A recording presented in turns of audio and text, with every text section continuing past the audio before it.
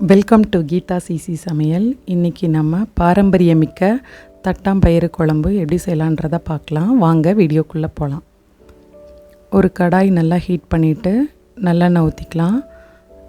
1/2 teaspoon ஜீரகம், கருவேப்பிலை, ஒரு 10லேருந்து 12 வரைக்கும் சின்ன வெங்காயம் நல்லா தாளிச்சிட்டு 3 பல் பூண்டு இதெல்லாம் வதங்கினதுக்கப்புறமா ஒரு 4 ஸ்பூன் தேங்காய் துருவல் இதையும் நல்லா வதக்கி ஒரு பேஸ்ட்டாக அரைச்சிக்கலாம்.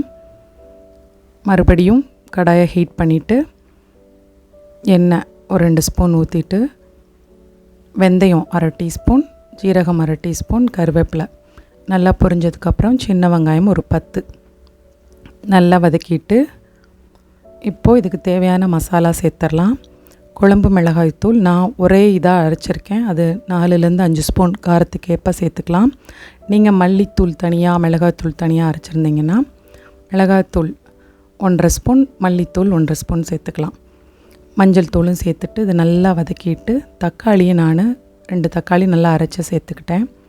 புளி சேர்க்குறதுனாலும் சேர்த்துக்கலாம். நான் புளி இல்லாமல் தக்காளி மட்டும் சேர்த்துருக்கேன். இது தோசைக்கும் நல்லாயிருக்கும்.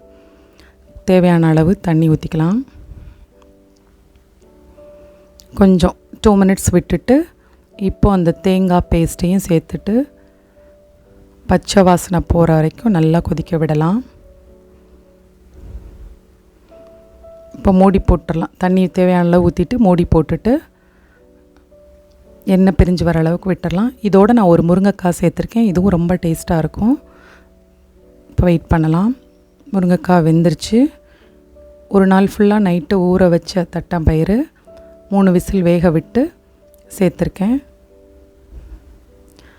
இப்போது இதுக்கப்புறம் கொஞ்சம் நேரம் வெந்தால் போதும். ஆல்ரெடி பயிறு வெந்தது தான், முருங்கைக்காய் வெந்துருச்சு. மூடி போட்டு ஒரு 5 மினிட்ஸ் வேக விட்டுடலாம். அவ்வளோதான், நம்மளோட சுவையான தட்டாம்பயிறு குழம்பு ரெடி ஆகிடுச்சு. மல்லி இலை தூவி இறக்கிடலாம். ட்ரை பண்ணி பாருங்கள். உங்களோட கமெண்ட் எனக்கு சொல்லுங்கள். லைக் பண்ணுங்கள், ஷேர் பண்ணுங்கள், மறக்காமல் சப்ஸ்கிரைப் பண்ணுங்கள். தேங்க்யூ ஃபார் வாட்சிங்.